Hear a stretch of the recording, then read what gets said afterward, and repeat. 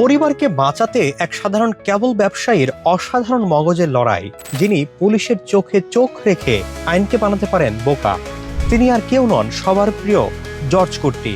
বলছিলাম মালায়ালাম সিনেমার ইতিহাসে অন্যতম সেরা থ্রিলার ফ্র্যাঞ্চাইজি দৃশ্যমের কথা। দৃশ্যম 3 মুক্তি পেয়েই বক্স অফিসে রীতিমতো সুনামি সৃষ্টি করেছে।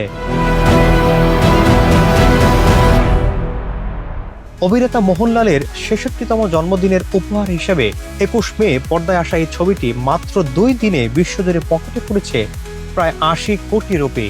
প্রথম দিনেই রেকর্ড ভাঙা ব্যবসা করে এটি এখন মালায়ালাম ইন্ডাস্ট্রির ইতিহাসে দ্বিতীয় সর্বোচ্চ ওপেনিং করা সিনেমা। প্রেক্ষাগৃহে জর্জ কুট্টির বুদ্ধির ম্যাজিক যে এখনো কতটা অটুট তা প্রমাণ করছে বক্স অফিসের এই অবিশ্বাস্য পারফরম্যান্স।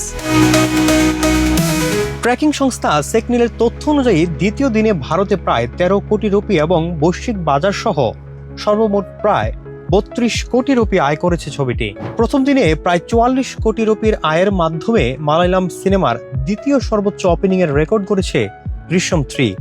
শীর্ষ অবস্থানে রয়েছে L2 এমপুরান, যেখানে অভিনয় করেছিলেন মোহনলালই। ফলে মালায়ালাম সিনেমার সবচেয়ে বড় ২ ওপেনিং এ এখন এই অভিনেতার দখলে। পরিচালক জিতু জোসেফ নির্মিত দৃশ্যম ফ্র্যাঞ্চাইজির প্রতি দর্শকদের আলাদা আগ্রহ বরাবরই ছিল। ২০১৩ সালে প্রথম কিস্তির পর ২০২১ সালে দ্বিতীয় কিস্তিও ব্যাপক প্রশংসিত হয়। দৃশ্যম 3 ছবিটি নিয়ে দর্শক ও সমালোচকদের মাঝে দেখা গেছে মিশ্র প্রতিক্রিয়া। অনেকের মতে প্রথম ২ কিস্তির তুলনায় এবার রহস্যের গভীরতা কিছুটা কম। আবার কেউ কেউ মনে করছেন অতিরিক্ত প্রত্যাশার চাপেই ছবিটি আগের মতো বিস্ময় তৈরি করতে পারেনি।